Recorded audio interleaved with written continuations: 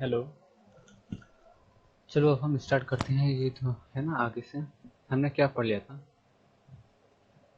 हमने transporting plants का मतलब समझ लिया था। ठीक है।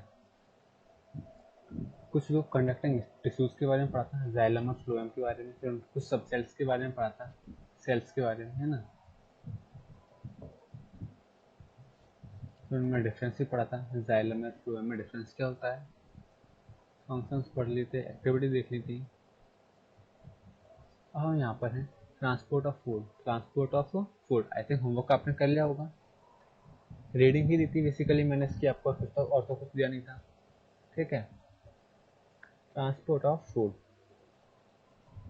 क्या लिखा हुआ है? During photosynthesis the plants produce their food as glucose which is stored in the form of starch। Recording चल रही है? हाँ। This starch is transported in the form of sucrose solution through the phloem upwards and downwards to all parts of the plant, ठीक है, including its roots। This is also called a translocation of solutes। ठीक है, क्या कह रहा है? तो यहाँ पे कुछ वर्ड्स हैं, जरा इनको देख लो। सॉल्यूट्स और फूड्स दोनों सिनोनियम हैं। सॉल्यूट्स और फूड दोनों ही क्या है? सिनोनियम है। ठीक है।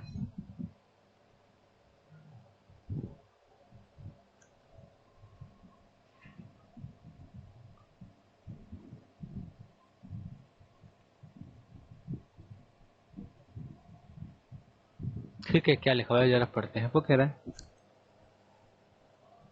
ड्यूरिंग फोटोसिंथेसिस, यानी जब फोटोसिंथेसिस होता है, जब ये लोग खाना बना रहे होते हैं, उस प्रोसेस के दौरान, उस प्रोसेस के टाइमिंग पर क्या होता है, जो प्लांट्स है ना, वो अपना खाना प्रोड्यूस करते हैं। वो अपना खाना प्रोड्यूस करते हैं। तो खाना कैसे प्रोड्यूस करते हैं? In the form of glucose. In the form of glucose. फिर वो क्या करते हैं, उस खाने को सारे को खाते तो है नहीं है। एक खाना प्रोड्यूस करते हैं ग्लूकोज। ग्लूकोज के दो पार्ट होते हैं, एक तो स्टार्च होता है, एक ग्लूकोज खुद होता है। अब वो कहते हैं थोड़ा बहुत तो वो खा जाते हैं, थोड़ा बहुत तो वो खुद खा जाते हैं। एक तो शुगर और स्टार्च, दो पार्ट होते हैं ग्लूकोज के, शुगर और स्टार्च। तो थोड़ा तो वो खुद खा जाते हैं। जब वो खा जाते हैं उसी टाइम पर उसको बोलते हैं शुगर। थोड़ा उनका बच जाता है, थोड़ा वो स्टोर करके रखते हैं, और जो स्टोर करके रखते हैं उसको बोलते हैं स्टार्च। तो वो कह रहे हैं कि वो खाना प्रोड्यूस करते हैं और उसमें से कुछ वो स्टोर करके रखते हैं। स्टोर करके रखते हैं तो कैसे स्टोर करके रखते हैं? In the form of starch. In the form of starch. ठीक है। फिर कह रहा है कौन लौटा है ये?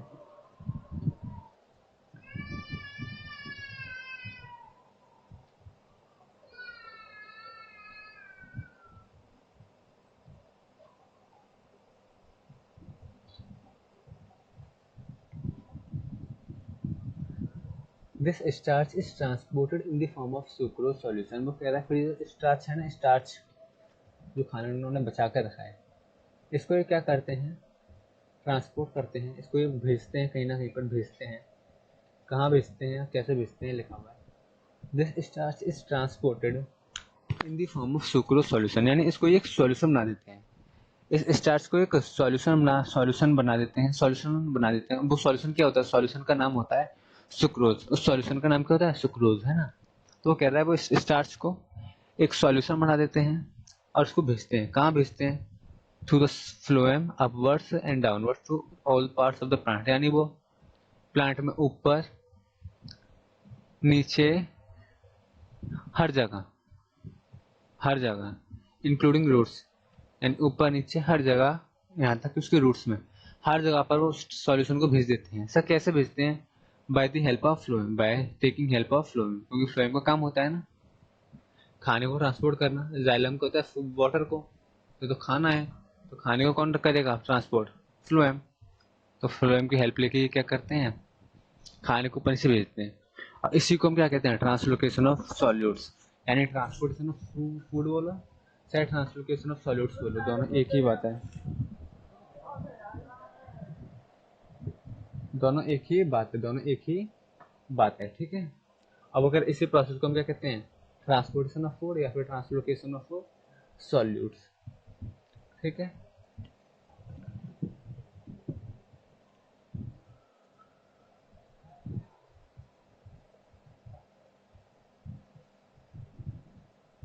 अरे यार, एक तो आपके पेजेस एक बार में कंप्लीट नहीं भेजते हो, इसका पेजेस भी नहीं है मेरे पास।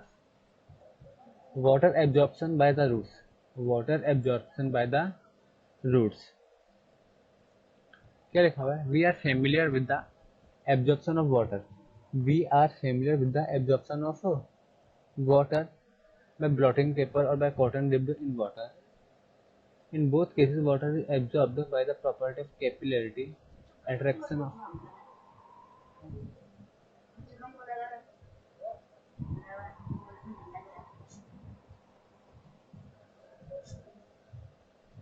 of water molecules towards the narrow spaces and surface tension. But the absorption of water by the roots is quite different. To understand it, let us first consider the structure of roots. अच्छा, ये पहले पूरे को पढ़ लेते हैं, फिर मैं समझाता हूँ. The root system of plants consists of a main root which gives out lateral branch roots. The lateral roots bear a large number of fine outgrowths called root hairs. ठीक है, स्पेशलिटी दी हुई है यहाँ पे आपका.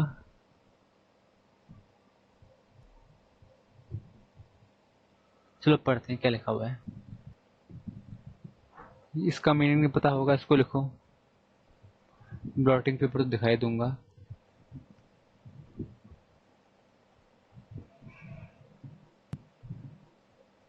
कैपिलरिटी का meaning लिखवा दूंगा अभी.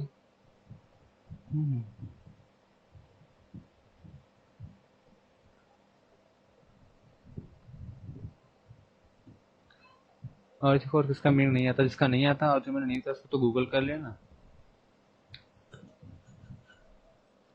फैमिलियर का लिखो.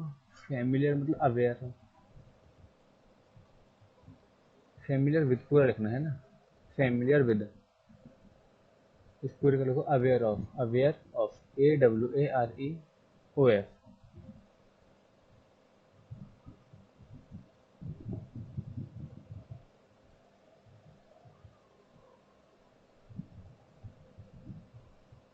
ठीक है.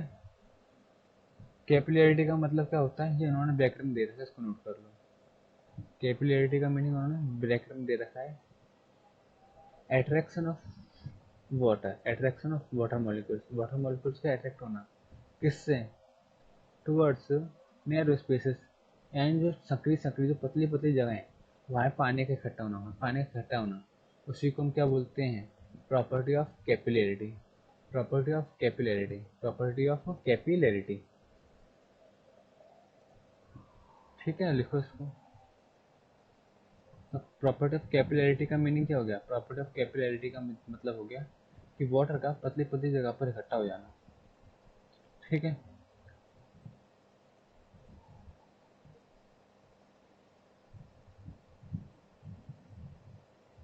टेंशन का मीनिंग लिखो. यहाँ पे टेंशन का मतलब वो टेंशन नहीं है.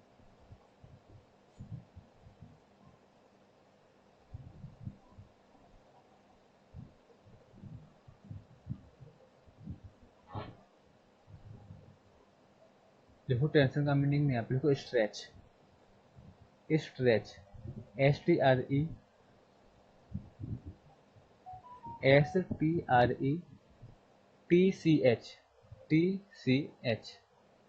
स्ट्रेच. ठीक है.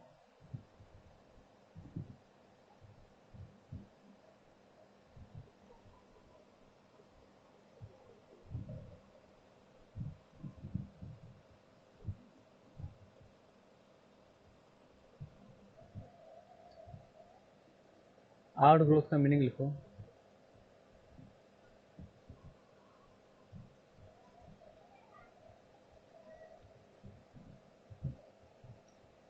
रिजल्ट्स. आउट ग्रोथ का मतलब क्या होगा? रिजल्ट्स.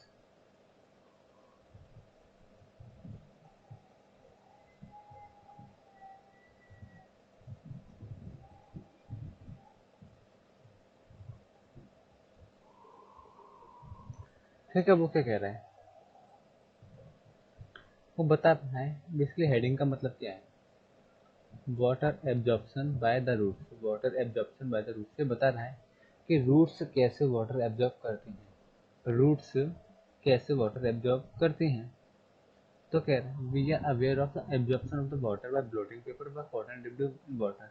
वो कह रहे हैं हमें इतना तो पता है, हम इतना तो अवेयर है, हमें इतना तो पता है वाटर की एब्जॉर्प्शन के बारे में, जो कि कैसे या तो कॉटन से होता है फिर ब्लॉटिंग पेपर होता है। ब्लॉटिंग पेपर को तो गूगल कर लेना, मैं भी दिखा दूंगा, वरना थोड़ा देर टाइम लेगा। तो कॉटन का तो पता ही है, कॉटन में अगर पानी डालो तो पानी में डाल दो, तो कॉटन कैसे वाटर को एब्जॉर्ब कर लेता है, बताइए ये तो आपको। तो वो कह रहे हैं इसी से तुम अवेयर है, इसी से तुम अवेयर है। तो कह रहे हैं इन बोथ केसेस, चाहे आप ब्लॉटिंग पेपर करो,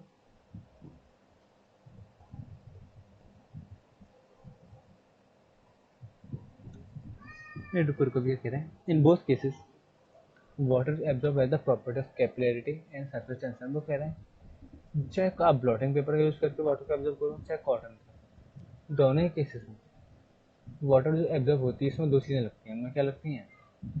दो चीजें लगती हैं, एक तो प्रॉपर्टी ऑफ कैपिलरिटी और एक surface tension.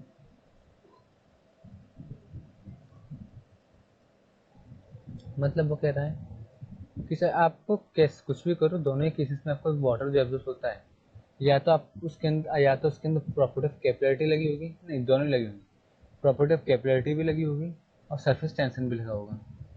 Property of capillarity क्या मतलब क्या है? वो कह रहा है अगर आप जब भी वाटर को एब्जॉर्ब करोगे तो वाटर जो होगा ना, वाटर कॉर्नर में आके कहाँ हो जाएगा? इकट्ठा हो जाएगा। वाटर कहाँ जाके इकट्ठा हो जाएगा? पतली सी जगह पे, संकरी सी जगह पे, ठीक है। और फिर कह रहा है ये और किस चीज़ पे डिपेंड करता है? सरफेस टेंशन पे, यानी सरफेस स्ट्रेच, स्ट्रेच ना फैला होना।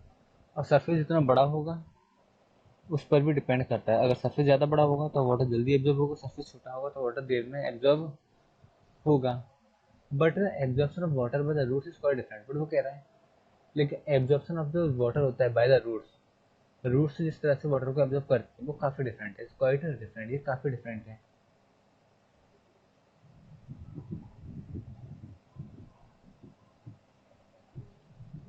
To understand it let us first consider the structure of the roots. वो कह रहे हैं इस चीज़ को समझने के लिए सबसे पहले तो हमें रूट्स का स्ट्रक्चर समझना पड़ेगा। वो कह रहा है रूट्स कैसे वाटर एब्जॉर्ब करते हैं, इस चीज़ को समझने के लिए हमें रूट्स का स्ट्रक्चर पहले समझना होगा। तो ये रूट्स का स्ट्रक्चर बता रहे हैं। Root system of plants, root system of plants consist of main root, lateral roots और रूट हेयर्स। और रूट हेयर्स तीन चीज़ें होती हैं, तीन चीज़ें होती हैं, main root, lateral root, root hair. Root hair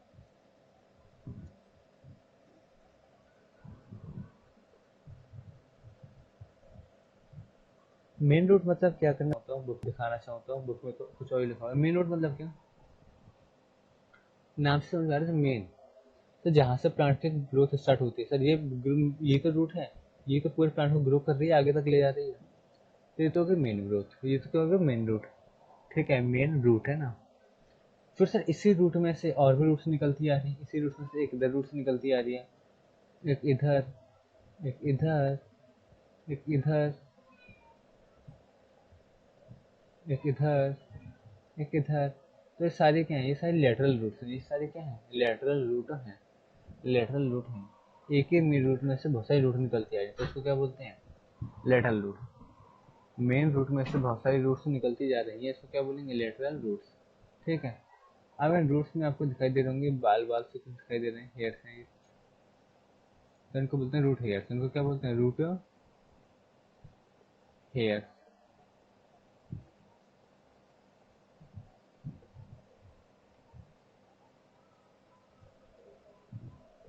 ठीक है। पढ़ लो यहाँ पे क्या लिखा हुआ है। तो वो कह रहे हैं the root system of plants consist of main root which gives out lateral roots. वो कह रहा है मेन रूट होती है, मेन रूट क्या करती है? लेटरल रूट से निकालती है, लेटरल रूट से निकालती है, ठीक है। हमने देखा था जो लेटरल रूट है वो मेन रूट से ही निकल कर आ रही है, ठीक है। फिर कह रहा है lateral roots bear are large number of fine outgrowths. वो कह रहा है लेटरल रूट्स ना बहुत सी बियर करती है, इसके बारे में बहुत सारी चीज़ होती हैं, बहुत सारे नंबर ऑफ क्या होते हैं? रिजल्ट होते हैं। सब उन रिजल्ट को क्या नाम कहते? उन रिजल्ट का नाम क्या है? रूट हेयर, रूट हेयर, ठीक है।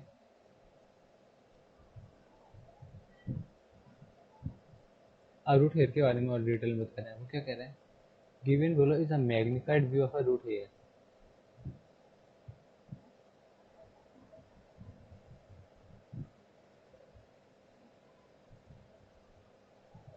ठीक है।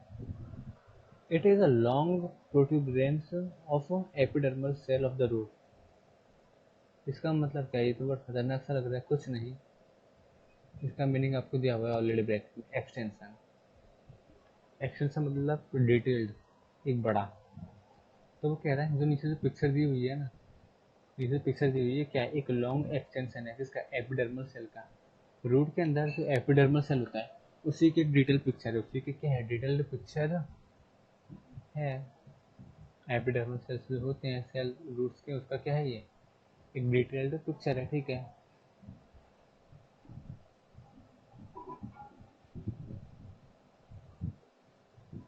This cell being a plant cell has an outer cell wall. वो कह रहा है this cell being an plant cell, this cell being a plant cell, क्योंकि ये सेल प्लांट का सेल है तो इसके पास आउटर सेल वॉल तो है ही है। आउटर सेल वॉल तो है, एक इनर सेल मेम्ब्रेन भी है। इनर सेल में सेल मेम्ब्रेन भी है। अब सेल मेम्ब्रेन क्या होते हैं? ठीक है। अब ये वॉल कितने तरह के होते हैं ये मैं नहीं बता पाऊंगा अभी, है ना। ये ऑलरेडी आपको पहले मैं बता चुका हूँ। इनको तो गूगल ही कर दो, पुरानी क्लासेस की चीज़ें हैं जो, है ना। Outer cell wall is rigid. Sir जो आउटर सेल वॉल होती है ना वो काफ़ी स्ट्रिक्ट होती है। रिजिड मतलब कि हार्ड, स्ट्रिक्ट है ना, हार्ड लिख लो आप, ज़्यादा बैठ जाएगा। आउटर सेल वॉल जो होती है वो काफ़ी क्या होती है? हार्ड होती है। And the inner cell membrane encloses the nucleus, cytoplasm and its contents. Enclose मतलब क्या? कंटेन करना। एनक्लोज मतलब क्या? कंटेन करना। तो जो इनर सेल मेम्ब्रेन होता है उसके अंदर काफ़ी सारी चीज़ें होती है, उसके अंदर काफ़ी सारी जैसे होती हैं, जैसे न्यूक्लियस होता है, साइटोप्लाज्म होता है, और उनके काफ़ी सारे कंटेंट्स होते हैं, और उनके काफ़ी सारे कंटेंट्स होते हैं।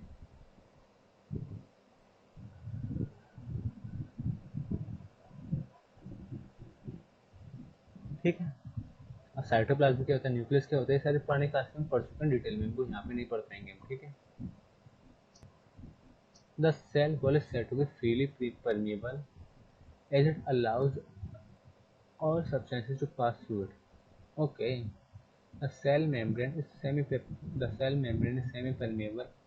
It allows the water molecules to pass through it but prevents the entry of any larger molecule. This feature of cell membrane facilitates the movement of water molecules from the soil into the root cells.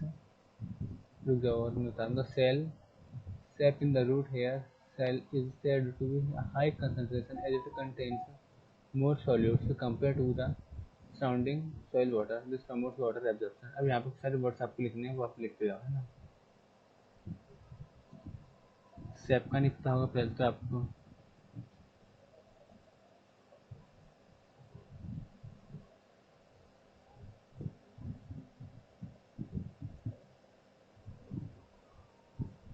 ठीक है, mark करते चलो।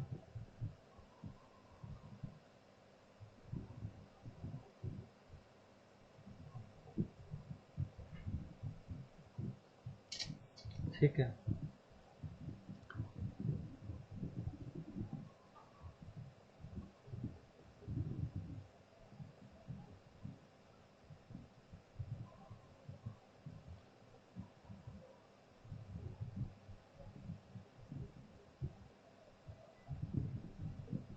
Note कर लिया। ठीक है, तो permeable का मीनिंग लिखो। देखो परमिएबल मतलब क्या होता है? जो चीज़ एंट्री कर सके, जो चीज़ एंट्री कर सके उसको बोलते हैं परमिएबल। परमिएबल एंट्री कर रहा है उसको नहीं, जो एंट्री कर सके, जो एंट्री कर सके। तब अब इसको क्या लिखोगे? एडमिटेबल। एडमिट मतलब था ना, एडमिट मतलब कहीं पे जाना, एडमिट भर्ती हूँ। चलो ये भी छोड़ो, आप इसको लिख लो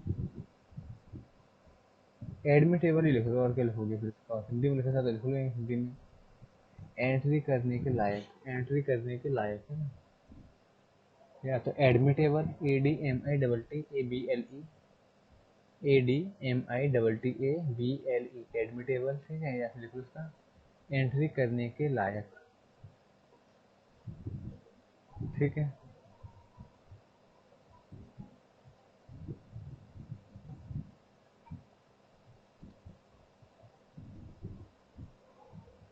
The cell sap in the root hair cell is said to be high concentration as it contains more solids. SAP का मतलब लिखो।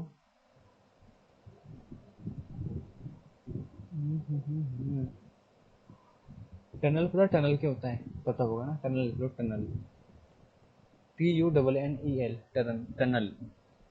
सुरंग को बोलते हैं, सुरंग को, है ना, टनल, सुरंग, है ना। सर यहाँ पे सुरंग कहाँ से आ गई? यहाँ पे सुरंग नहीं है। सेल के अंदर काफी जगह होती है ना। सेल क्या होता है? गोल गोल जगह, एक पाइप जैसे तो होता है एक ये। तो उस पाइप में कुछ जगह होगी नहीं होगी, तो उस पाइप, उस जगह को बोलते हैं सैप। उस जगह को क्या बोलते हैं? सैप, है ना। क्या लिखा हुआ है? वो कह रहा है सेल वॉल जो होती है ना, सेल वॉल, सेल वॉल की बात हो रही है। किसकी बात हो रही है? सेल वॉल की। ये फ्रीली परमिएबल होती है, फ्रीली परमिएबल। यानी सेल वॉल जो होती है ये क्या होती है? Freely permeable. इसके अंदर कुछ भी चीज एंट्री कर सकती है क्या? हाँ, कुछ ऐसा ही है। And it allows all substances to pass through it. ओहो, क्या कह रहा है? तो सेल वॉल फ्रीली परमिएबल होती है, क्यों? क्योंकि ये अलाउ करती है सारे सब्सटेंसेस को इसके अंदर पास होने के लिए, पास आउट वाले इसमें जाने के लिए। यानी कि कोई भी सब्सटेंस सेल वॉल के अंदर जा सकता है, कोई भी सब्सटेंस सेल वॉल के अंदर जा सकता है। तो अगर कोई भी सेल किसी जगह पर जा सकता है तो freely permeable, freely permeable, freely permeable, यानी सभी सब्सटेंसेस को वहाँ पे एंट्री मिल जाएगा, लिमिट मिल जाएगा। तो ये सारे क्या हो गए आपके? परमिएबल। लेकिन लेकिन सेल मेम्ब्रेन होता है वो सेमी परमिएबल होता है। सेमी मतलब आधा, सेमी मतलब कि हाफ। ये आधा परमिएबल होता है, आधा मतलब एंट्री करवाता है ये। मतलब क्या लिखा? It allows the water molecules to pass through. ये केवल वाटर मॉलिक्यूल्स को अपने अंदर पास होने देता है, ये केवल अपने अंदर से वाटर मॉलिक्यूल्स को निकलने के लिए देता है, but prevent the entry of any larger molecules. और जो बड़े बड़े मॉलिक्यूल्स होते हैं उनकी एंट्री को ही रोक देता है, उनकी एंट्री को ही रोक देता है, ठीक है। और ये जो फीचर इसका बड़े बड़े मॉलिक्यूल्स को रोक देना, यही फीचर जो है इसका, ये फीचर जो है इसका सेल मेम्ब्रेन का, ये फैसिलिटेट करता है किसको? Movement of water molecules from soil into roots. क्योंकि सॉइल के अंदर ही रूट्स, क्योंकि सॉइल के अंदर वाटर को तो जाने देता है, बाकी और किसी चीज को जाने नहीं देता, ठीक है। The cell sap in the root hair cell is said to be of high concentration as it contains more solids compared to the surrounding cell water। वो क्या कह रहा है? जो सेल सेप होता है रूट हेयर के अंदर, रूट हेयर सेल के अंदर, सेल सेप जो होता है रूट हेयर सेल के अंदर, सेल सेप मतलब सेल के अंदर जगह होती है रूट हेयर वाले, है ना। तो वो कह रहा है उसको क्या कहा जाता है? Set to be high. ये set to be high concentration. तो उसको हाई कंसंट्रेशन कहा जाता है, क्यों कहा जाता है? As it contains more solutes, क्योंकि इसके अंदर क्या होता है? बहुत सारे सॉल्यूट्स होता है, इसके अंदर बहुत सारे सॉल्यूट्स होता है। Compare to the surrounding soil water, the comparing to surrounding soil water, यानी अगल बगल में सॉइल, अगल बगल में जो सॉइल वाटर होता है उससे भी ज़्यादा इनके पास क्या होता है? सॉल्यूट्स होता है, उससे भी ज़्यादा इनके पास क्या सॉल्यूट्स होता है। और यही चीज़ है, ये क्या करती है? प्रमोट करती है, किसको प्रमोट करती है? वाटर एब्जॉर्प्शन, वाटर एब्जॉर्प्शन, है ना।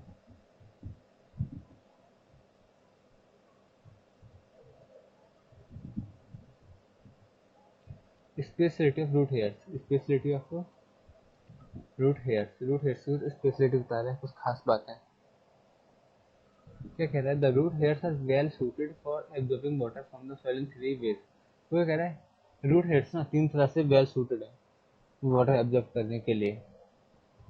पहला, the numerous root hairs provide a larger surface area. एक तो इतने सारे रूट हेयर्स हैं, बहुत सारे हैं ना, जैसे इनका थोड़ा एरिया बढ़ जाता है, इससे इनका थोड़ा सा एरिया बढ़ जाता है, लार्जर हो जाता है इनका सरफेस एरिया, है ना। और ये तो आपको पता है जितना ज़्यादा सरफेस होगा उतना ही ज़्यादा एब्जॉर्प्शन होगा। तो भी लिखा हुआ the more the surface area greater the absorption. पहला रीजन तो ये हो गया, ठीक है।